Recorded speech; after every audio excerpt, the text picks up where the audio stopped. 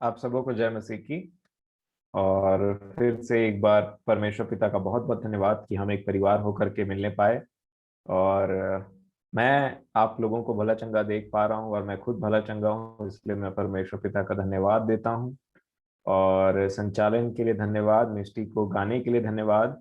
और जितना आदर प्रभु यीशु मसीह को उतना आदर पतरस को भी जाना चाहिए, है ना। तो पतरस बोला ऐसा अगर हम ना बोलें, जैसे आप मेरी बहन बहुत अच्छे से रिस्पेक्टफुली बात करती हैं, तो क्यों ना हम उन कैरेक्टर्स को भी रिस्पेक्ट दें जो बाइबल में है ना। तो ये एक छोटी सी बात जो मैं सीखा अपने जीवन में। पहले मैं भी ऐसे बोलता था, पतरस बोला, पौलुस बोला। तो एक दिन दादू ने मेरे को बोला कि बेटा अगर आप बोलोगे ना कि अब मतलब 90% ठीक है, परंतु 10% कहीं ना कहीं वो बोला ऐसा बोला हो जाता है ना। तो मैंने बोला कि बिल्कुल सही बात है, हम मनुष्यों को आदर देते हैं, ये तो और ज्यादा आदर के योग्य हैं, तो क्यों ना हम इनको भी और ज्यादा आदर दें, है ना। तो ये एक छोटी सी बात मैं आपको कन्वे करना चाह रहा था।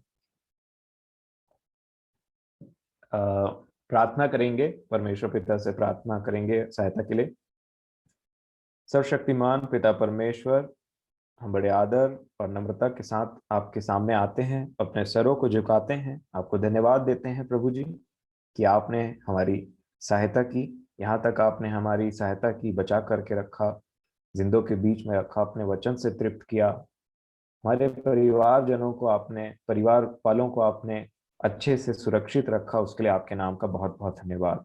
प्रभु जी एक बार फिर से आपने अपनी अपार करुणा हम पर दिखाई और हमें आशा दिया कि आज के दिन को हम आशा में जी सकें और फिर से अपने जीवन को देख सकें कि क्या क्या कमी घटियां हमारे जीवन में पाई जाती हैं और आज हमसे आप क्या बातचीत करना चाहते हैं। खुदावन बाप, आपका धन्यवाद हो, आप जिंदा खुदावन बाप हैं और अपने लोगों से हमेशा बातचीत करते हैं, हमसे प्रेम करते हैं और हमारी सहायता करते हैं। प्रभु जी पिता, मैं आपसे विनती करता हूँ कि आज का ये जो समय आपने हमें दिया है, हम आपके वचनों से एग्जैक्टली वही बातों को सीख सकें जो आप हमसे बातचीत करना चाहते हैं। आप मेरी सहायता करें बोलने में और मेरे परिवार वालों की सहायता करें उन चीज़ों को समझने में। प्रभु जी आप जानते हैं हम निर्बल हैं, इसीलिए हम आपके के सामने आते हैं खुदावन बाप और अपनी दशा को प्रकट करते हैं। और जैसा पहले भी हमने प्रार्थना किया है कि हम अपने हृदयों को कठोर न करें, परंतु आपकी वाणी को सुने, हम पर अनुग्रह करें और आपकी दया से ये हो जाएगा। तो पूरे विश्वास के साथ में विनती प्रभु यीशु मसीह के नाम से मांगते हैं, वैसे सुने और ग्रहण करें, आमीन।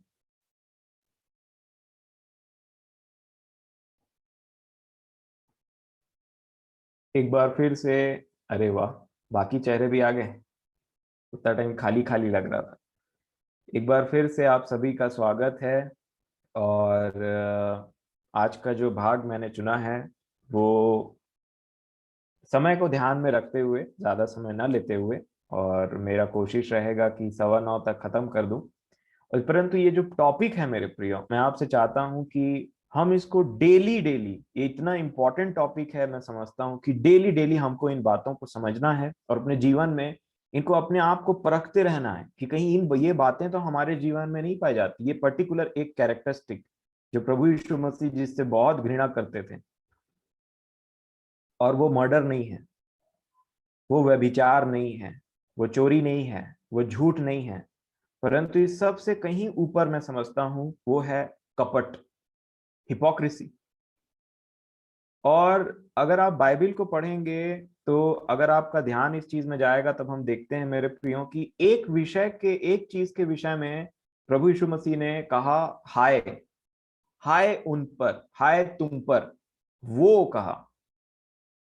ये श्राप से कम नहीं होता है। और बाइबल हमको बताती है कि प्रभु यीशु मसीह इस पृथ्वी पर दोष लगाने के लिए नहीं, परंतु संसार का उद्धार करने के लिए आए।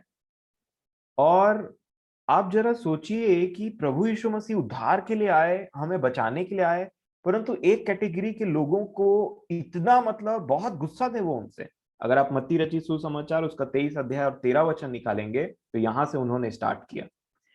मत्ती 23 का 13, प्रभु यीशु मसीह कहते हैं यहाँ पे, हे कपटी शास्त्रियों और फरीसियों, तुम पर हाय, और इस चीज को बहुत सारे विषयों में उन्होंने उनसे बातचीत कहा, तुम पर हाय, तुम पर हाय, ऐसा बोलते रहे। परंतु सबसे पहली बार जब उन्होंने कहा कि हे कपटी शास्त्रियों फरीसियों तुम पर हाय, तो उसका रीजन वहां पे लिखा है। वो बोलते हैं तुम मनुष्यों के लिए स्वर्ग के राज्य का द्वार बंद करते हो, ना तो स्वयं ही उसमें प्रवेश करते हो और ना उसमें प्रवेश करने वालों को प्रवेश करने देते हो। प्रभु यीशु मसीह ने कपटी लोगों के विषय में बहुत बहुत कड़वी बातें कही। और जिस प्रकार से हम जानते हैं और सीखते हैं कि जैसा मसीह यीशु का स्वभाव था वैसा ही हमारा भी होना चाहिए, तो एग्जैक्टली हम क्या कर सकते हैं अपने जीवन में, जैसा यीशु मसीह कपट से घृणा करते थे, नफरत था ना उनको, हमको भी एग्जैक्टली वही करना है। अपने जीवन से, अपने जीवन में कपट से मरते दम तक नफरत करना है।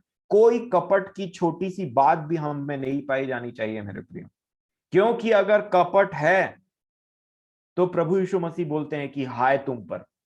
क्योंकि कपट एक ऐसा पाप है जो सिर्फ एक इंसान तक सीमित नहीं रहता है, वो फैलता है और दूसरे में चले जाता है। इसको मैंने बहुत समझने का कोशिश किया प्रभु की दया से कि क्यों प्रभु जी आपने कपट को लेकर के इतना फोकस दिया, इतना फोकस दिया कि एक अध्याय में और बार बार आपने एक कैटेगरी को सामने लाया और उनको कहा कि तुम पर हाय, तुम पर हाय। क्यों कपट? और उसके बाद में आपने ये भी कह दिया कि फरीसियों के खमीर से सावधान रहना। उन्होंने कहा था कि जो वो सिखाते हैं उनको तो सीखो, परंतु जैसा वो चाल चलते हैं वो ऐसा चाल मत चलना। बहुत डिफरेंस है दोनों में। और जो जो चीजें वो सिखाते हैं इसलिए सीखने के लिए कहा क्योंकि वो व्यवस्था से आती हैं, और चाल इसलिए नहीं चलने के लिए बोला क्योंकि वो उसके अनुसार में चाल नहीं चलते हैं। कपटी का सीधा सा अर्थ होता है कि जो जैसी बातें करता है वो वैसा है नहीं, कपट। और प्रभु यीशु मसीह के लिए लिखा है वो कपट रहित थे। मेरे प्रियो, आज का जो विषय है कपट के बारे में वो इतना इंपॉर्टेंट है कि मैं डरता हूं कि मैं आपको ठीक से समझा पाऊं कि नहीं। और मेरी कोशिश यही रहेगी कि जितना टाइम लिमिट है हम उसमें समझें, और बाकी जब भी आप बाइबल को पढ़ें, मेरा आपसे हाथ जोड़ करके निवेदन है, कपट जहां पे आता है बड़े सावधान हो जाने की जरूरत है हमको। कई बार ऐसा होता है कि कपट ऐसा होता है कि हम जो है नहीं ना वो शो करते हैं। आपने कभी कभी देखा है, मैंने अपने जीवन में बहुत कपट देखा है, और मैं उन चीजों को हटाते हटाते प्रभु से प्रार्थना करते करते करते करते उन चीजों में से निकल करके ना बहुत सिंपल साधारण सा इंसान बनना चाहता हूँ, जो एग्जैक्टली वैसी हो जैसा दिखता है और जैसा बात करता है। क्योंकि मैं जानता हूँ एक दिन मैं चाहे कितनों भी कुछ भी बात बोलूं, कितनों भी दिखावटी जीवन क्यों ना जी लो, एक दिन तो आप में सब वो न्याय के सिंहासन के सामने में खड़े रहेंगे और सबके हृदय की बात प्रकट हो जाएंगे वहां पे। तो कुछ छुपा रहने वाली बात नहीं। प्रभु यीशु मसीह ने साफ साफ कहा कोई चीज ऐसी नहीं है जो छुपी रहने वाली, एक एक चीज खोल दी जाएगी, एक एक चीज खोल दी जाएगी। और उसी के विषय में आज कपट के बारे में हम देखेंगे। देखिए क्या होता है, कई बार आपको नहीं लगता कि हम कभी कभी धर्मियों के बीच में जो थोड़ा हमसे ज्यादा स्पिरिचुअल है, जो हमसे ज्यादा बाइबिल का ज्ञान रखते हैं, या जो हमसे गीत गाने में अच्छे हैं, या जीवन उनका अच्छा है प्रभु में, उनके पास में जब हम जाते हैं तो क्या आपको ऐसा थोड़ा सा फोकस लगता है कि आप उनके साथ में उन्हीं के जैसे बनने की कोशिश करते हैं? अगला बोलता है हाँ बाइबिल पढ़ना चाहिए या फिर ऐसा होना चाहिए, तो वो अलग ही एक एनवायरनमेंट की बात करते रहते हैं। और हमको लगता है हम तो यहाँ फिट नहीं होते, तो हम भी थोड़ा सा बोलते हैं हाँ भजन संहिता में ना वो 119 अध्याय कितना बड़ा है ना, ऐसा करके हो जाता है थोड़ा सा। ठीक है, क्योंकि वही पढ़ रहे हैं 5 साल से। तो उसके बाद में हम फिट होने की कोशिश करते हैं ऐसे लोगों के बीच में जहां पे हम देखते हैं कि हमको नहीं पता है वो सब चीजें जो ये बातें करते हैं। और उतना टाइम कपट का शुरुआत होता है। जैसे कई बार मीटिंग में बोला जाता है बोलो बोलो, तो कई बार हाँ मैं भी बोलूंगा या मैं भी बोलूंगी करके जो जीवन में नहीं है वो भी बोल डालते हैं, क्योंकि बोलना है करके। कहीं ना कहीं कपट का जो मैं समझता हूँ जड़ होता है वो होता है एक फॉल्स इमेज को क्रिएट करना, जो हम है नहीं उसको दिखाना। दूसरा, अपनी प्रेस्टीज को बना करके रखना। कहीं पे अगर पाप की बात चल रही है तो वो पाप हमारे जीवन में पाया जाता है, बट कहीं ना कहीं हम ऐसा प्रिटेंड करने लगते हैं, ऐसा दिखाने लगते हैं कि हम में वो पाप नहीं पाए जाते, या फिर वो चेहरा वैसा बना लेना, या फिर उन बातों को बोलना, अरे ये बातें मत किया करो। इसको बोलते हैं कपट। कई बार ऐसा होता है जब हम अपने आप को दूसरे से कंपेयर करते हैं तो कपट स्टार्ट होता है। कंपैरिजन से कपट स्टार्ट होता है, क्योंकि जब अगर एक इंसान अपने आप को किसी दूसरे मसीही से कंपेयर करने लग जाए तो डेफिनेटली वो कपटी बनेगा। हमको हमेशा अपना स्वभाव प्रभु यीशु मसीह से कंपेयर करते रहना चाहिए। अब देखिए, स्कूल में मान लीजिए एक बच्चा है, अब 10 नंबर लेके आया है मैथ्स में। अधिकतर ऐसे ही नंबर आते हैं 100 में कुछ बच्चों के, है ना। तो 100 में 10 नंबर लाया, और वो बच्चा दुखी भी हो सकता है, खुश भी हो सकता है, डिपेंड करता है बाकी बच्चे लोग कितना नंबर लेके आए। अगर बाकी बच्चे लोग 3 4 5 में अटके हुए हैं पूरा क्लास, और ये टॉप मार दिया 10 में ही, तो कूदते कूदते आएगा घर में और बोलेगा कि मम्मी टॉप मार दिया मैं मैथ्स में। कितना नंबर पाया बेटा? 10 नंबर। कितने का था? 100 में। अरे तो फेल हो गया। अरे बाकी बच्चे लोग को देखो, उनसे बेहतर हूं मैं, मैंने टॉप किया है। तो घमंड आता है इतना सा, फेल हो गया है वो भी, परंतु कंपेयर जहां कर दिया तो घमंड आ गया। प्रभु यीशु मसीह ने प्रार्थना के विषय में क्या लिखा था, क्या कहा? एक फरीसी की प्रार्थना और एक चुंगी लेने वाली प्रार्थना, प्रभु मैं इससे बेटर हूं, प्रभु मैं ये नहीं करता, मैं दसवांश देता हूं, मैं इससे तो भला हूं। अपने मन में बोल रहा था वो ये सब चीजों को। जब कभी वचन का थोड़ा सा हमको प्रकाशन आ जाता है, थोड़ा सा मान लीजिए आपने बाइबिल को 3 4 10 बार पढ़ लिया, उसके बाद में कोई व्यक्ति को बोलोगे ये हिजकेल की नबी की पुस्तक खोल दो, तो अगला बोलेगा कहाँ है, थोड़ा सा पेज नंबर बताएंगे क्या? तो हंसी निकल जाएगा मुंह से, ये हिजकेल नबी की पुस्तक नहीं पता, तो हबक्कुक कहाँ से जानोगे? कई बार ऐसा हबक्कुक बाइबिल में है, पता है कि नहीं? ऐसा ऐसा बात होने लगता है। क्यों? क्योंकि हमको लगता है कंपैरिजन हमने किया और हमने अगले को थोड़ा सा छोटा पाया। हमको लगा है हमने कौन कौन से कॉन्फ्रेंस में क्या क्या बात सुन के आए हैं, अभी तक एजकेल नबी पुस्तक को खोलना नहीं जानता है, और तब गड़बड़ी होती। अगर आज प्रकाशित वाक्य की पुस्तक को हमारे स्टडी हो गया है और हम उन बातों को जानते हैं, और अगला उत्पत्ति 1 अध्याय और 2 अध्याय में स्टार्ट किया है, तो हम उसको कैसे देखते हैं? कंपैरिजन। क्योंकि अगर बच्चा पूरे क्लास में 10 नंबर पाया है और सबसे ऊपर है तो घमंड करेगा, और यही बच्चे को उठा करके ऐसे क्लास में पटक दीजिए जहां पे मिनिमम बच्चे ने 87 नंबर लेकर के आए, तभी हम्बल हो जाएगा, तभी अपने आप उस चीज को समझने लगेगा मैं तो कहीं स्टैंड ही नहीं करता। कंपैरिजन एक अच्छी बात नहीं होती दूसरे मसीहियों के साथ में। बाइबल हमको बताता है कि तुम घमंडी होकर के एक दूसरे को ना छोड़ो छेड़ो। और यही बात है मेरे प्रियो कपट के विषय में ये। अच्छा, आज आप अपने आप से एक क्वेश्चन पूछिए, क्या आपको लगता है कि आपके अंदर में कपट नहीं है? मैं आज चाहता हूं कि हम सब अपने आप को सेल्फ एनालाइज करें। क्या हमको लगता है हमारे अंदर में कपट नहीं है? और क्या आपको लगता है कहीं ये बहुत छोटी बात तो नहीं है जिसके विषय में यीशु मसीह बार बार बोल रहे थे कपटियों कपटियों कपटियों करके? मैं आपको बताना चाहता हूं कि बाइबल में से कौन कौन से लोग इसमें फंसे, कपट के जाल में, और फरीसियों के उस खमीर से जिसके विषय में प्रभु यीशु मसीह ने हमको दूर रहने के लिए कहा है। सबसे पहले आप मेरे साथ में मत्ती रचित सुसमाचार उसका 9 अध्याय निकालें। मत्ती रचित सुसमाचार उसका 9 अध्याय और 14वां वचन, 14। मत्ती 9 और 14। अब देखिए यहाँ पे किस टाइप का क्वेश्चन कौन किससे पूछ रहा है। फिर से, किस टाइप का क्वेश्चन कौन किससे पूछ रहा है? प्रभु यीशु मसीह के पास में यूहन्ना के चेले आते हैं और क्या बोलते हैं पता है? लिखा है मत्ती 9 का 14 में, तब यूहन्ना के चेलों ने उसके पास आकर कहा क्या कारण है कि हम और फरीसी इतना उपवास करते हैं पर तेरे चेले उपवास नहीं करते?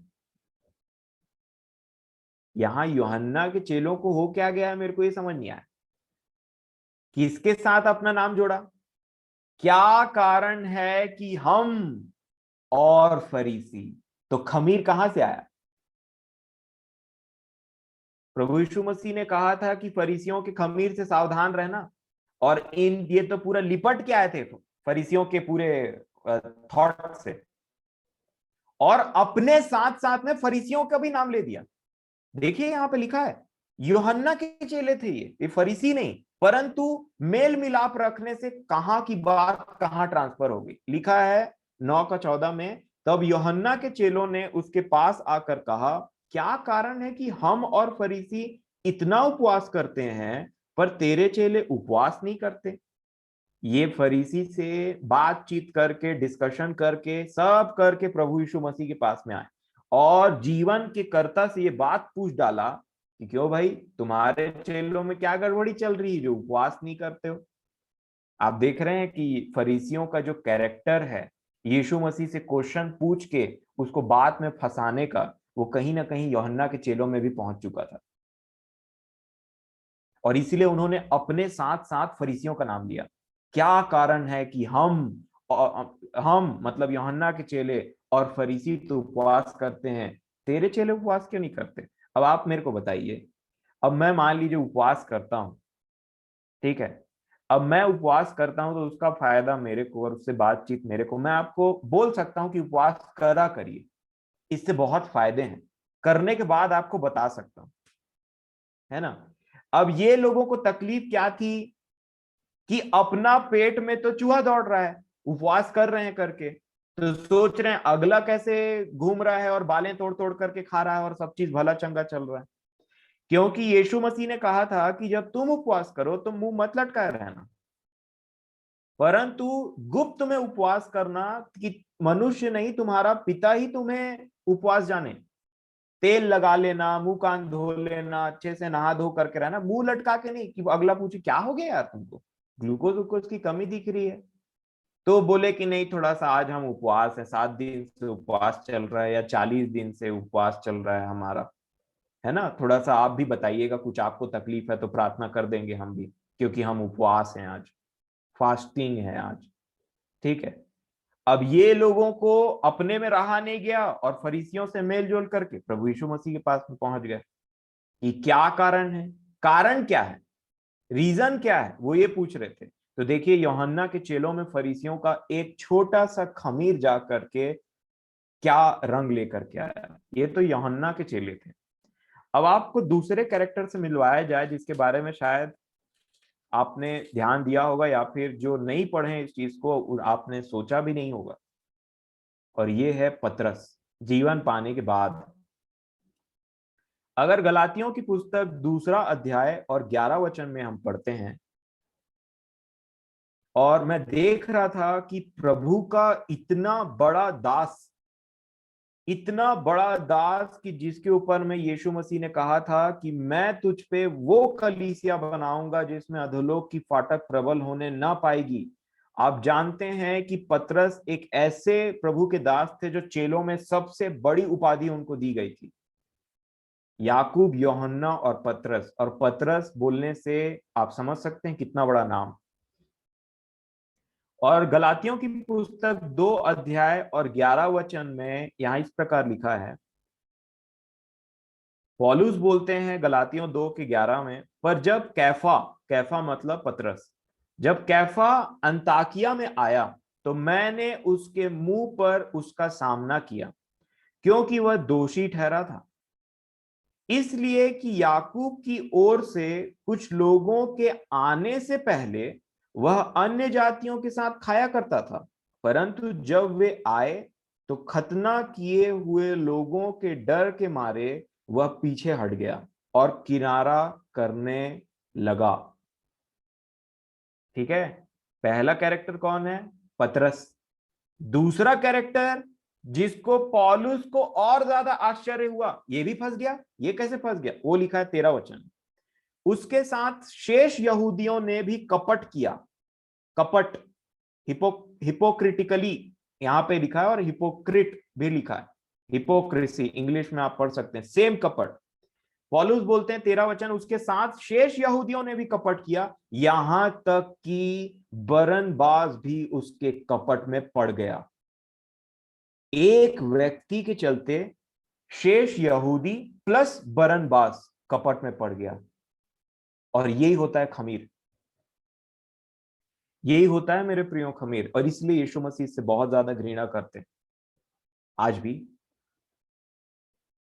अब देखिए यहां पे आप इसको बड़े ध्यान से पढ़िएगा, मैं आपसे विनती करता हूं 11 से 13 तक, गलातियों 2 11 से 13।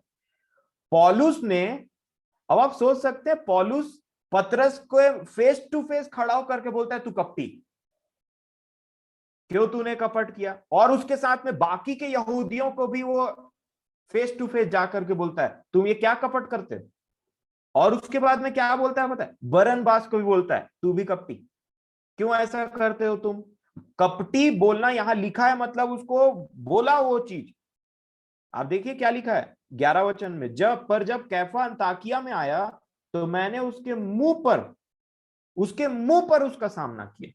इंग्लिश में मैं पढ़ देता हूं, but when Cephas came to Antioch I opposed him to his face because he stood condemned. दोषी ठहरा था वो, बोलता है। कौन बोल रहा है, पौलुस। अब आपको थोड़ा पौलुस, पतरस और बरनबास और बाकी यहूदियों और याकूब, यही कैरेक्टर्स आपने पाया। कुछ यहूदी हैं, है ना, और एक पतरस है, और एक बरनबास है, एक पौलुस है, और याकूब के तरफ से कुछ यहूदी लोग आ रहे हैं। तो याकूब के सामने अच्छा इमेज, याकूब के तरफ से यहूदी लोग आ रहे हैं, मतलब ये आए हैं तो कुछ देखने आए हैं, देखने आए तो रिपोर्ट लेकर के वापस जाएंगे, तो क्यों ना उनको एक अच्छा इमेज दिखाया जाए।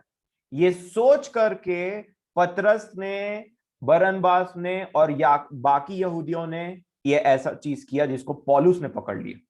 और पौलुस ने इस चीज को मन में दबाए नहीं रखा, परंतु फेस में अपोज कर दिया, इसलिए ताकि जितने जो नए अन्य जाति प्रभु यीशु मसीह को ग्रहण कर रहे हैं वो कहीं ये ना देखें कि ये कपटी ऐसे करते हैं, तो कहीं इनका यीशु मसीह को आप समझ सकते हैं कि क्या लिंक जुड़ा हुआ है पतरस का प्रभु यीशु मसीह से। प्रभु यीशु मसीह का सबसे बड़ा रिप्रेजेंटेटिव है पतरस। और अगर पतरस कुछ भी ऐसा करते हैं तो बाकी लोग भी उन चीजों को देख करके सीखेंगे और सोचेंगे यीशु मसीह का भी ऐसा स्वभाव है। इसलिए मैं समझता हूं प्रभु यीशु मसीह ने वहां पे पौलुस को भेजा। ये सब प्रभु की मर्जी के साथ में हुआ था। और यहां पे जो देखने, हाँ अब मैं बात बोलता हूं कि पतरस है, बरनबास है, याकूब, और चलिए पतरस और बरनबास और पौलुस की बात करते हैं। पौलुस कौन, इन दोनों के बाद जीवन पाया हुआ व्यक्ति। पतरस कौन, सबसे पहला व्यक्ति जिससे यीशु मसीह ने बातचीत किया और उसको अपने कलीसिया में ऑलमोस्ट सबसे पहला पोजीशन दिया, हेड बनाया।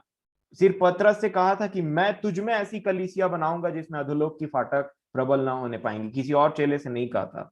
और आप जानते हैं सबसे पहला व्यक्ति जिसको परमेश्वर पिता ने अपने राज्य के लिए इस्तेमाल किया वो पतरस ही थे। ये प्रेरितों के काम में आपने पढ़ा, सबसे पहला व्यक्ति जिसको इस्तेमाल किया। अन्य जातियों के लिए भी उसको पास में पहले भेजा था, आप कुरनीलियुस के बारे में बात जानते हैं। और ये पतरस के सामने में पौलुस खड़ा होकर बोलता है आप कपटी हो मिस्टर पीटर, आप कपटी हो। और दूसरा व्यक्ति कौन है, बरनबास। बरनबास वो व्यक्ति है कि जब पौलुस सतावट करते थे, जब उनका नाम शाऊल था, और जब वो सताते थे कलीसिया को, बहुत सतावट चल रहा था और वो सताते थे, बाल घसीट घसीट करके लोगों को पकड़ करके लेके जाते थे, उतना टाइम में ये जो व्यक्ति है ना बरनबास, इसी ने पौलुस बोल सकते हैं, पौलुस को बाकी मेंबर्स के साथ में मिलवाया था कि भाई अब ना ये जो शाऊल नहीं रहा, अब ये पौलुस बन चुका है। और पौलुस बन चुका है मतलब ये व्यक्ति अब बड़े काम का है, प्रभु ने इस पर दया किया है। ये था बरनबास, और दोनों के अगेंस्ट में बात कर डाला पौलुस। मैं बोलना चाहूंगा कि मसीह में सबसे छोटा जीवन पाने के अगर आप ऑर्डर में देखेंगे, पहले पतरस ने जीवन पाया, आत्मा पाया, उन सब चीजों को, फिर बरनबास, फिर पौलुस आया था। लेकिन प्रभु यीशु मसीह ने उन दोनों के और बाकी यहूदियों के कपट को सामने दिखाने के लिए इसी पौलुस का इस्तेमाल किया था। और आप सोचिए कि अगर जीवन पाने के बाद में पतरस बरनबास जैसे लोग कपट में पड़ सकते हैं, तो मैं और आप क्या चीज। और अब मैं समझता हूं आपको अंदाजा हो गया होगा कि कपट कितनी बड़ी बात है, जिससे इवन पतरस और बरनबास और बाकी बड़े बड़े नाम भी नहीं बच पाए। ये बात अलग है कि बाद में क्या हुआ, परंतु इनका शिकार ही एक टाइम में तो हो गए। बाइबल इस बात का प्रमाण है और हम इस चीज को डिनाई नहीं कर सकते मेरे प्रियो। मैं उन लोगों के ऊपर मैं कोई बात नहीं बोल रहा हूं, परंतु मैं आपको सिर्फ इस पाप का, इस चीज का सिवियरिटी बताना चाहता हूं कि कितनी गंभीर चीज है कि पतरस भी नहीं बच पाए जीवन पाने के बाद, बरनबास भी नहीं बच पाए इतना बड़ी सेवकाई होने के बाद में। तो इस दुनिया में मैं समझता हूं कि कोई भी मसीही कपट जैसे इस बड़े और भयंकर पाप से, सोचिए कितना ज्यादा, क्या बोलना चाहिए उसको, वल्नरेबल है, कितना ज्यादा बेचारा है उस पाप के सामने में, और कितना ज्यादा मैं बोलना चाहूंगा कि उसको डर है उसके जीवन में इस कपट का। तो आपको क्या लगता है मैं और आप कपटी ऐसे ही बच जाएंगे और बोल देंगे कि हम कपटी नहीं है? बाइबिल तो पतरस और बरनबास को कपटी बोल देती है पौलुस के जरिए, हम ये पढ़ते हैं। और यही मेरे और आपके जीवन के लिए मैं इन दिनों यही सीख रहा हूं कि प्रभु, अगर मैं कपटी हूं तो मैं हूं, आप उस चीज पर रोशनी डालेंगे तो मैं कभी मना नहीं करूंगा, और मैं उस चीज को ग्रहण करूंगा, चाहे मुझे डेली मन फिराना क्यों ना पड़े, चाहे मेरा इमेज कहीं पे कुछ भी क्यों ना हो, परंतु अगर मैं कपटी हूं तो मैं हूं, परंतु मैं ऐसा रहना नहीं चाहता।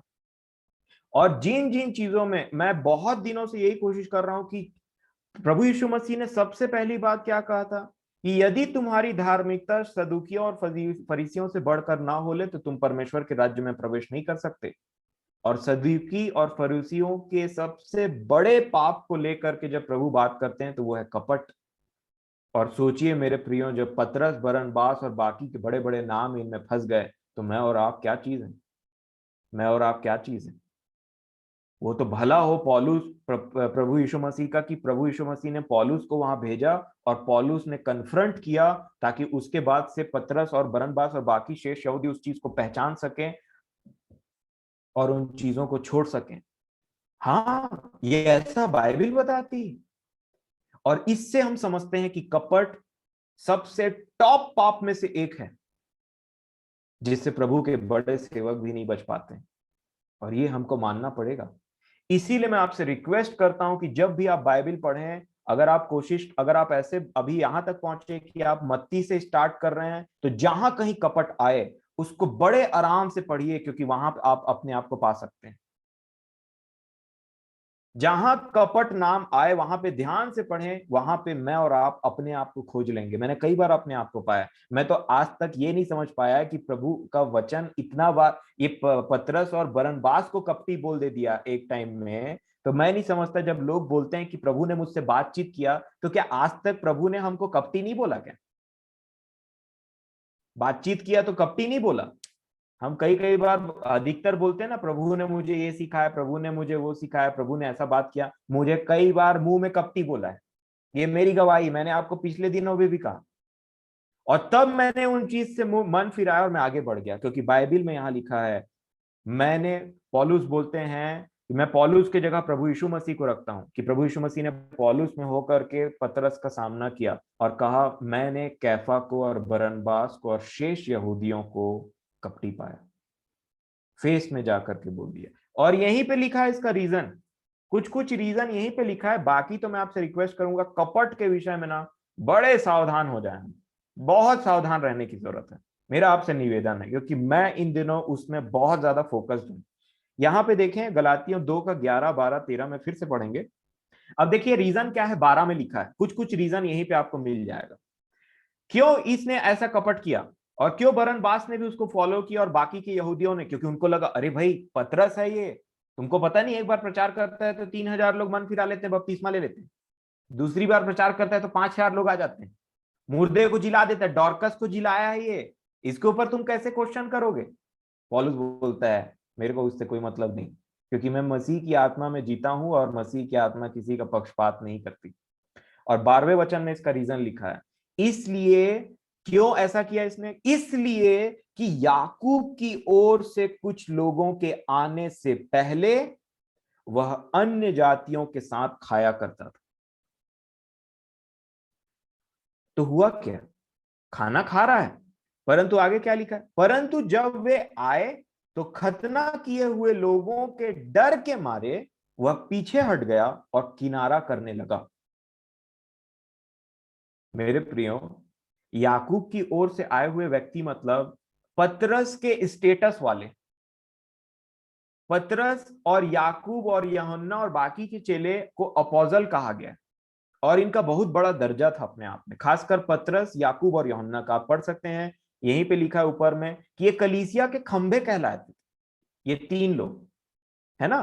तो अब सोचिए क्या हो रहा पता है, याकूब के तरफ से कुछ लोग आ रहे हैं और पतरस उनको देखता है, अरे याकूब के तरफ से आ रहे हैं, अरे रे रे, जो भी चीजें हम करते हैं उसको बंद करो, थोड़ा सा अब तैयार होना पड़ेगा। भाई ये लोग वापस याकूब के पास जाकर के कुछ पहुंचाएंगे ना संदेशा, तो अच्छा पहुंचाना चाहिए। कई बार आपको नहीं लगता कि चर्च में हमारा बिहेवियर टोटली अलग हो जाता है? और फिर बात आ जाती है कलाकारी और ईमानदारी की।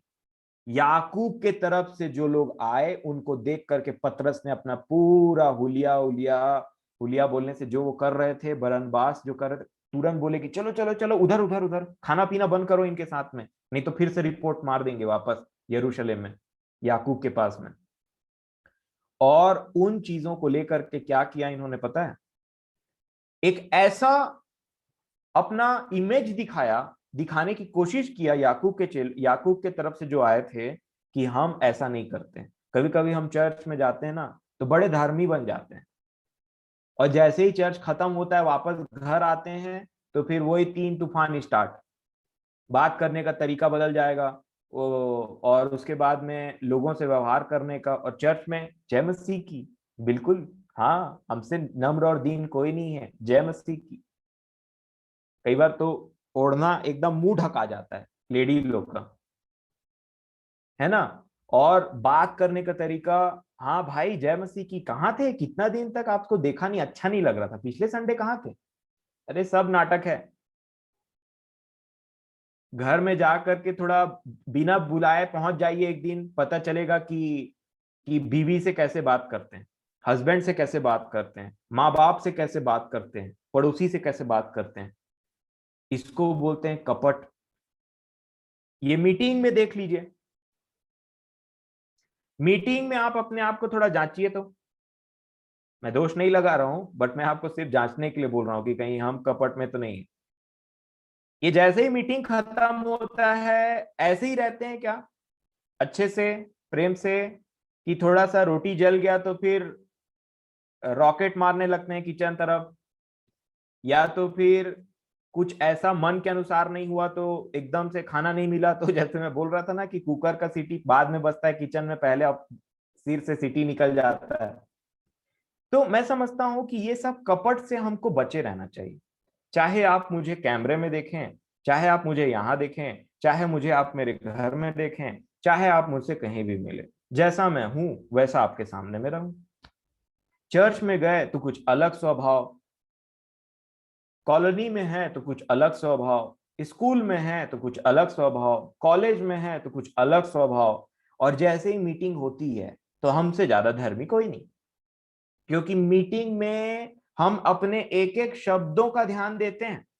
अरे ये मत बोल देना, उस दिन याद नहीं है कैसे हो गया था, ये शब्द बोल दिए थे तो, है ना, ये मत बोल देना। अरे गुड इवनिंग मत बोलना, शालोम बोलना है मीटिंग में, शालोम। और घर में मुंह से नमस्ते तक नहीं निकलता है। तो ये जो बातें हैं, ये कुछ ऐसी बातें हैं मेरे प्रियो जो हमारे अंदर रहती हैं, बट कभी कभी पता नहीं चलता है, एक्टिंग बाजी चलते रहता है। और कैमरे के पीछे कुछ और, जैसे बोला जाता है ना, पर्दे के पीछे कुछ और पर्दे खुलने के बाद में कुछ और, यही है कपट। और इसी विषय में बोल रहा था कि याकूब के तरफ से कुछ लोग आए तब तो ये किनारा करने लगा, बरनबास भी अपना पोटरी पकड़ करके वहां से भागने लगे, क्योंकि ऐसा ये कर रहे थे और मैंने इनको कपटी पाया, वो बोल रहा था। प्रभु के इतने बड़े बड़े लोग, तो हम कहाँ ठहरते हैं?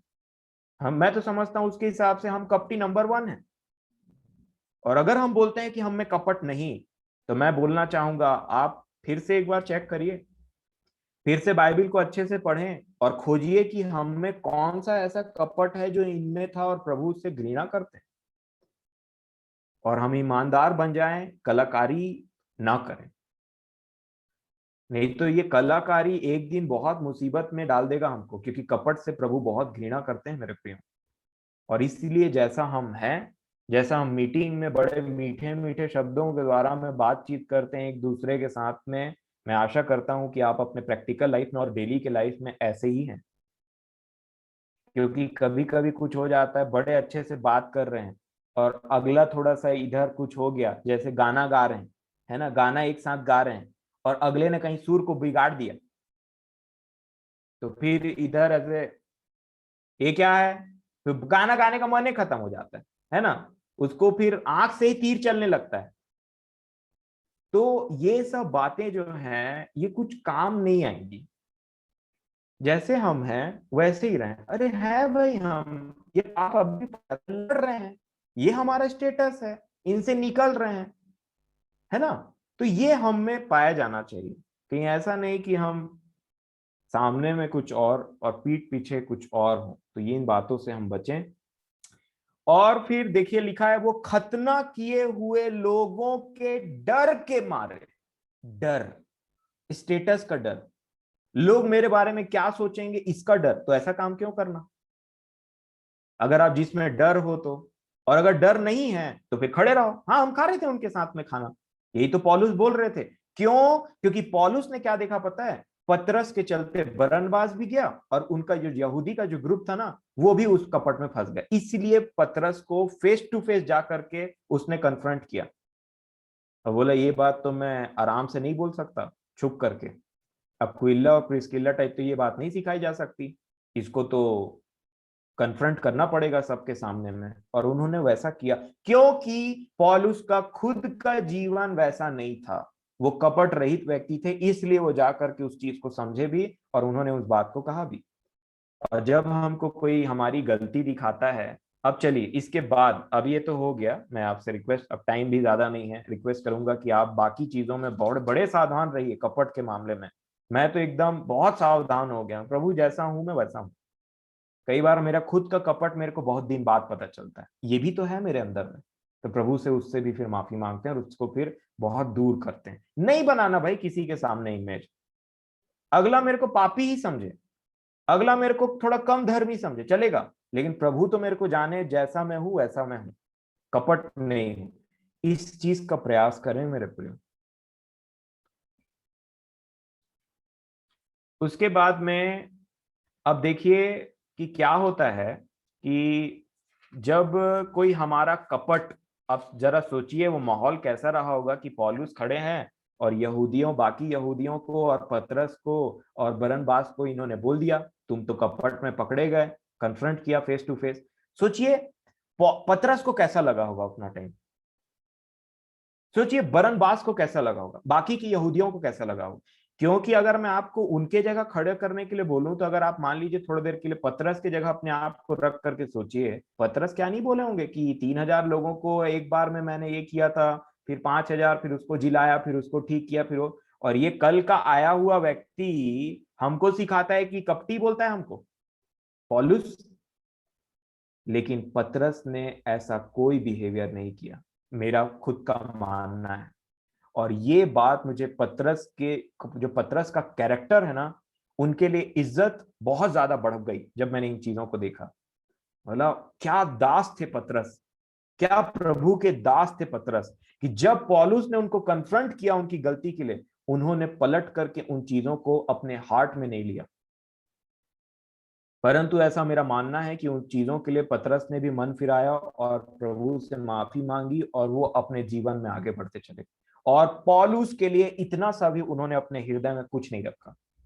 मैं आपको बताऊंगा, इसको मैं ऐसे ही नहीं बोल रहा हूं, परंतु कई बार क्या होता है आप जानते हैं, कई बार जब आप किसी को अच्छे चीज के लिए कुछ बोलते हैं ना, तो अगला आपसे नफरत करने लग जाता है। कई बार अच्छे चीज को आप किसी को सिखाने की कोशिश करते हैं ना, तो अगला आपको अपना दुश्मन बना लेता है। आपने देखा होगा कि जब जब यीशु मसीह ने फरीसियों को कुछ सिखाने की कोशिश की, उन्होंने कहा तू कौन होता है ये सब बात बोलने वाला, है ना, कि तू, तुझे किसने अथॉरिटी दिया ये सब बात बोलने के लिए। एक दुष्ट आत्मा ने ऐसा आंसर दिया था। अगर आप प्रेरितों काम और उसका 19 अध्याय आराम से पढ़ेंगे तो क्या बोला था पता है दुष्ट आत्मा ने?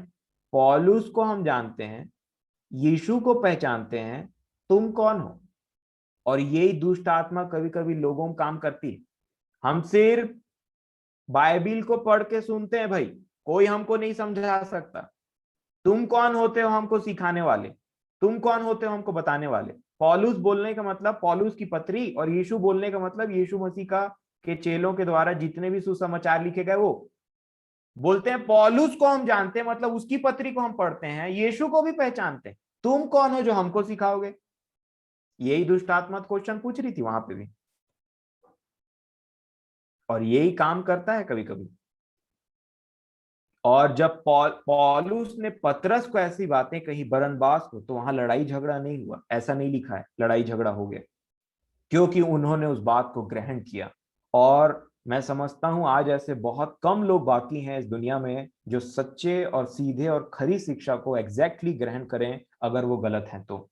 क्योंकि फरीसियों की एक और क्वालिटी मैं आपको बताना चाहता हूं जो प्रभु ने मुझे सिखाया, वो है लूका रचित सुसमाचार उसका 16 अध्याय, लूका 16। और आप इसको पूरा पढ़िएगा। मैं 13 वचन और 14 वचन को आपके सामने में पढ़ना चाहूंगा। लूका 16, 13 और 14।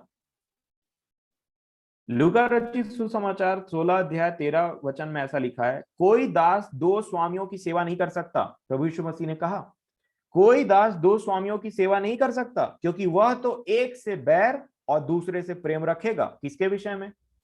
पैसों के विषय में कहा था। लिखा है या एक से मेल रखेगा और दूसरे को तुच्छ जानेगा। तुम परमेश्वर और धन दोनों की सेवा नहीं कर सकते। ऐसा जैसे ही यीशु मसीह ने कहा ना, तो वहां पे जो फरीसी लोग थे ना, उनका हरकत देखिए 14 वचन में। इनकी क्या बातें देखिए थोड़ा। फरीसी जो लोभी थे, कैसे थे? लोभी। बात किसकी चल रही थी? पैसा की। तो लोभी हैं और पैसा की बात चली, तो क्या करना चाहिए था? हाँ प्रभु, मैं ना लोभी हूं, मैं ना पैसे में ध्यान देता हूं, आपने सही कहा, और मुझे ना मुझ पर दया करें, मुझे सिखाएं कि मैं इससे कैसे निकलूं। ये बोलने के बजाय ये क्या कर रहे थे? फरीसी जो लोभी थे, वे ये सब बातें सुनकर उसे ठट्ठों में उड़ाने लगे। क्योंकि उसने क्या बात कहा? जो इनके अंदर में वो पाप बसा था, उसी को तो उसने ज्योति डालने की कोशिश की यीशु मसीह ने। परंतु उस ज्योति को ग्रहण नहीं करते हुए, अपनी कपटबाजी को दिखाते हुए, उन्होंने ही हा करना स्टार्ट कर दिया।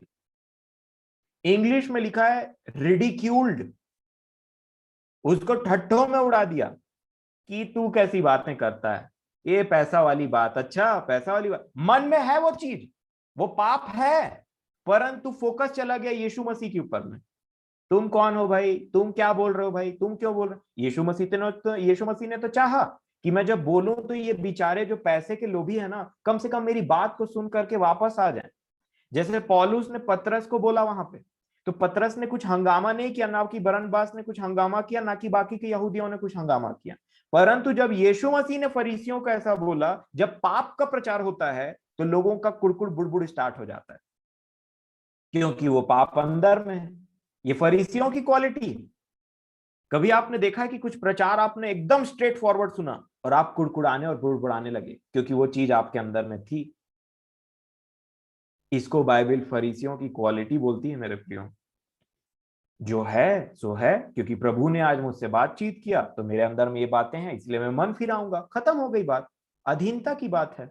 परंतु फरीसियों का एटीट्यूड देखिए, लोभ था, लोभ की बात आई और हंसी मजाक, बात को पलट देना, इधर की बात वो ये वो करते रहना, और प्रभु यीशु मसीह को ही वो कर। तब प्रभु यीशु मसीह ने एक बात कहा, 15 वचन लिखा है, उसने उनसे कहा तुम तो मनुष्यों के सामने अपने आप को धर्मी ठहराते हो। मनुष्यों के सामने अपने आप को धर्मी ठहराना। पतरस और बरनबास क्या कर रहे थे? मैच कर लीजिए। मनुष्यों के सामने अपने आप को धर्मी ठहराते हो, परंतु परमेश्वर तुम्हारे मन को जानता है। मन को जानता है, तुम जो बात बोल रहे हो तुम्हारे मन से मैच ही नहीं कर रहा है, तुम कुछ भी उसको बनावटी बात कर रहे हो। फिर क्या बोलते हैं? क्योंकि जो वस्तु मनुष्यों की दृष्टि में महान है वो परमेश्वर के निकट घृणित है। घृणित, एबोमिनेशन। एबोमिनेशन कहाँ यूज हुआ है आप जानते हैं पुराने नियम में? जब इजरायलियों को कहा गया था, जब तुम सुबह उठो तो तुम पेट साफ करने के लिए जाओगे, तो जाना दूर में, गड्ढा खोदना, और उसके बाद में वहां कर लेना अपना काम फिनिश, और उसके बाद में रेती डाल के उसको ढांक देना। अगर खुला छोड़ोगे तो क्या ठहरेगा? घृणित, एबोमिनेशन। ये एबोमिनेशन, और उसको समझ लीजिए, खुला हुआ जगह में पड़ा है ना, और इकट्ठा हो रहा है। तो प्रभु यीशु मसीह ने वही चीज, जी हाँ, इसको ऐसे लेने की जरूरत है, तब शायद हम इससे घृणा करें, है ना। बोलने में भी बड़ा अजीब लगा, बट क्या करें, अबोमिनेशन है, घृणित। ठीक है, तो ये बातें हैं, आप पढ़िएगा पुराने नियम में ऐसा नियम था। हमको इसको इसी सेंस में लेना है, और मनुष्यों को दिखाने के लिए अपने धर्म के काम बिल्कुल नहीं करने। आगे देखेंगे हम,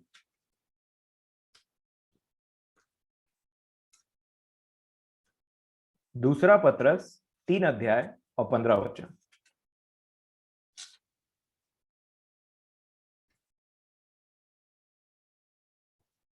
होता क्या है कि जब कभी भी हम, जैसे एक माँ बाप हैं, अपने बच्चे को कुछ अच्छी शिक्षा देते हैं ना, और डांटते हैं, तो कई बार देखिए बच्चे अपने माँ बाप से घृणा करने लगते हैं, अपने माँ बाप को अपना दुश्मन बना लेते हैं। वह सोचते हैं कि ये मेरे को दिन भर डांटते रहती है, दिन भर डांटते रहता है, मेरे दादा दिन भर डांटते रहते हैं, मेरे नाना दिन भर डांटते रहते हैं, ये होता है वो होता है।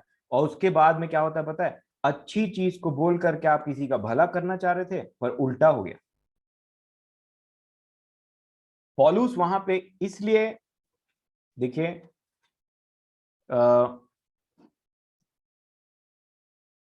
यीशु मसीह ने वहां पे इसलिए वो बात कही थी ताकि फरीसी लोग मन फिराएं और पैसों के लोभ से निकल करके बाहर आए। परंतु उन्होंने उस चीज को किस सेंस में लिया?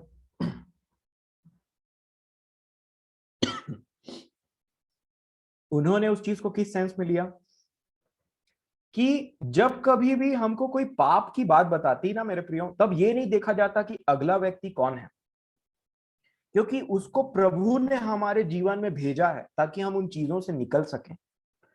यीशु मसीह ने कोशिश किया कि मैं इनको निकाल लूं उस बात से, बात का प्रचार करके, परंतु उन्होंने किस सेंस में लिया?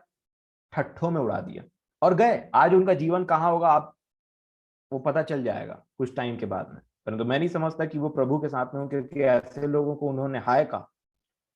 और जब पौलुस ने पतरस को ऐसा कन्फ्रंट किया, तो पतरस का एक बहुत ही अच्छा एटीट्यूड देखें। दूसरा पतरस तीसरा अध्याय और 15 वचन देखिए। वो व्यक्ति मरने पर है ना। अगर आप दूसरे पतरस का पहला अध्याय और उसका 14वां वचन देखेंगे, तो पतरस अपनी गवाही दे रहे हैं इस पत्री को लिखने टाइम। ये दूसरी पत्री है। वो बोलते हैं, क्योंकि यह जानता हूं कि मेरे डेरे के गिराए जाने का समय शीघ्र आने वाला है, मैं मरने वाला हूं। और इतना सीनियर व्यक्ति, उसकी इतनी बेइज्जती हुई, मैं समझता हूं उतना टाइम पौलुस ने जब वहां पे ऐसा कहा होगा, तो तब अपने पत्री को खत्म करते करते क्या लिखते हैं पता है? 15 वचन में, और हमारे प्रभु के धीरज को उद्धार समझो, और जैसा हमारे प्रिय भाई पौलुस ने भी उस ज्ञान के अनुसार जो उसे मिला तुम्हें लिखा है। ये व्यक्ति जो एक टाइम में जिसका पौलुस ने विरोध किया था, अपनी पत्री को लिखने टाइम में पौलुस के अपने मन में पौलुस के लिए एक छोटी सी बात भी नहीं रखता है, और उसको ज्ञानवान ठहराता है, उसको प्रभु का एक बहुत बड़ा दास ठहराता है अपने पत्री में, और बोलता है जो ज्ञान पौलुस को मिला बहुत से उसको नहीं समझते हैं। आप सोच सकते हैं किस टाइप का व्यक्ति थे पतरस। और इस बात से मैं एक बहुत ही ब्यूटीफुल चीज सीखता हूं, एक बहुत ही सुंदर बात जो हमको सीखनी चाहिए, कि उसने पौलुस के लिए अपने मन में कोई भी कचड़ा कूड़ा नहीं बना लिया कि कैसे उसने मेरे को बोल दिया, कैसे वो किया, ये किया वो किया, परंतु अपने भाई के प्रति एक बहुत ही शुद्ध विवेक, एक बहुत ही शुद्ध मनसा और प्रेम को भर लिया उस जगह में। मतलब डेफिनेटली पतरस के मन में कुछ नहीं था, नहीं तो अपनी पत्री में पौलुस का जिक्र करते भी नहीं, और इस तरह के से तो बिल्कुल भी नहीं करते। हो सकता है कुछ और लिख देते पौलुस की बात को, पौलुस अपनी पत्री में पौलुस की बात को लेकर के, परंतु प्रभु का एक सच्चा दास, एक बेहतरीन लीडर, जिसकी गलती उसको शो की गई तो उसने उसको लिया और मन फिराया, और अपने मन में कभी भी पौलुस के लिए कोई बात नहीं रखी। मेरे से कई व्यक्ति लोग मिलते हैं, और जब थोड़ी सी संगति होती तो मैं किसी बात को ना डांटता हूं उनको कि ऐसा नहीं होना चाहिए, चाहे वो मोबाइल को लेकर क्या कुछ भी चीज जो प्रभु मुझे दिखाते हैं, मैं बहुत वेट करता हूं, उनको प्यार समझाने की कोशिश करता हूं, परंतु जब मैं देखता हूं कि ये मेरे अपने हैं परंतु ये दूर भटक रहे हैं किसी चीजों से, मैं उनको डायरेक्टली डांटता हूं, क्योंकि ये प्रभु की तरफ से मेरे मेरे लिए आता है और मैं उनको बोलता हूं। तो उस डांट को लेकर के कई लोग ना मन फिराते हैं, बहुत खुश रहते हैं, और क्या बोल देते हैं पता है हड़बड़ी में, आप जब भी मेरे जीवन में कुछ ऐसी बात देखो ना तो डायरेक्ट डांट देना मेरे को, ये मत सोचना कि मेरे को कैसे लगेगा, आप जरूर मेरे को बोलिएगा, आप जब बोलते हो तो ये मेरे लिए आशीष रहती है, और जब मैं दोबारा बोलता हूं तो सीन चेंज हो जा रहता है। ये वो व्यक्ति नहीं रहते हैं जो एक टाइम में आराम से सुनते रहते हैं, परंतु अब ये बड़े हो गए, अब प्रभु इनसे बात करता है, अब प्रभु इनके साथ है, अब प्रभु इनको वचन सिखाते हैं। अच्छी बात है। और जब मैं ऐसा व्यवहार देखता हूं पलट करके, तो मैं प्रार्थना करता हूं प्रभु से, परंतु अपने मन में कुछ नहीं रखने की पूरी कोशिश करता हूं, और बहुत हद तक मैं कुछ नहीं रखता, बस एक थोड़ा सा दर्द रह जाता है कि ये व्यक्ति एक टाइम में कैसे था परंतु आज कैसे हो गया है। और वो दर्द से मैं उस प्रार्थना को करता हूं, और मैं उस चीज के पीछे देखता हूं कि कहीं ना कहीं उस व्यक्ति को घमंड आ चुका है, जो पहले सुनने के लिए तैयार था अब वो सुनने के लिए तैयार नहीं, क्योंकि वचन को अच्छे से जानता है। अब प्रभु से बात करते हैं, उसको दो चार और प्रकाशन हो सकता है चंगाई करता हो, और अब वो चीजें बदल गई। और यही हालत था कुरंथियों की कलीसिया को। पौलुस जिसने वो कलीसिया को प्लांट किया, लगाया, वो लोग पलट करके उल्टा सीधा बात कर रहे थे पौलुस के लिए, वहां पे बेचारा अपनी सफाई दे रहा था जिस कलीसिया को लगाया। बोलता है मैं तुमसे प्रेम करता हूं, इस बात को समझो, कितनी दयनीय स्थिति है, आप सोच सकते हैं। और प्रभु यीशु मसीह का भी कुछ ऐसा ही व्यवहार है। कैसा व्यवहार? कोई अगर डांट को आप बोल रहे हैं परंतु नहीं सुन रहा है, उनको उनकी दशा में छोड़ दीजिए। जी हाँ, मैं आपको वचन से बताता हूं जो प्रभु ने मेरी सहायता की। अगर आप नीति वचन उसका 9 अध्याय, नीति वचन की पुस्तक उसका 9 अध्याय, बहुत जल्दी मैं खत्म करूंगा, 5-7 मिनट बाकी दिखा रहा है। नीति वचन की पुस्तक उसका 9 अध्याय अगर आप निकालेंगे, और मैं चाहता हूं कि हम पढ़ें 8 और 9 वचन। नीति वचन की पुस्तक 9 अध्याय उसका 8 और 9वां वचन। बाइबिल ऐसा बताती है, ठट्ठा करने वालों को न डांट, ऐसा न हो कि वह तुझसे बैर रखे। बुद्धिमान को डांट, वह तो तुझसे प्रेम रखेगा। बुद्धिमान को शिक्षा दे, वह अधिक बुद्धिमान होगा। धर्मी को चिता दे, वह अपनी विद्या बढ़ाएगा। मूर्खों को डांटना नहीं चाहिए। मूर्ख बोलने से, जो अच्छी चीजों के लिए, जैसे कई बार देखे होंगे कि माँ बाप भी ना एक टाइम में थक थक जाते हैं ऐसे बच्चों से और डांटना बंद कर देते हैं, बोलते हैं ठीक है भाई तू जी अपना जीवन, हमसे जितना बढ़ेगा उतना हम करेंगे, क्या करें, तू ऐसी जीवन जीना चाहता है तो। लिखा है कि मूर्खों को नहीं डांटना, ठट्ठा करने वालों को नहीं डांटना, परंतु बुद्धिमान को डांट, उसकी बुद्धि बढ़ेगी। और जो डांट से बैर रखने लग जाए, वो उसके लिए आप बहुत अच्छे से जानते हैं नीति वचन में क्या लिखा है। और बुद्धिमान व्यक्ति क्या बोलता है पता है? नेक्स्ट अदर हैंड में ये लिखा है भजन संहिता 141 का 5 वचन, आप इसको अच्छे से जानते हैं, मैं पढ़ देता हूं अगर नहीं निकाल पाए तो जल्दी से। धर्मी मुझको मारे तो यह कृपा मानी जाएगी, और वह मुझे ताड़ना दे तो यह मेरे सिर का तेल ठहरेगा।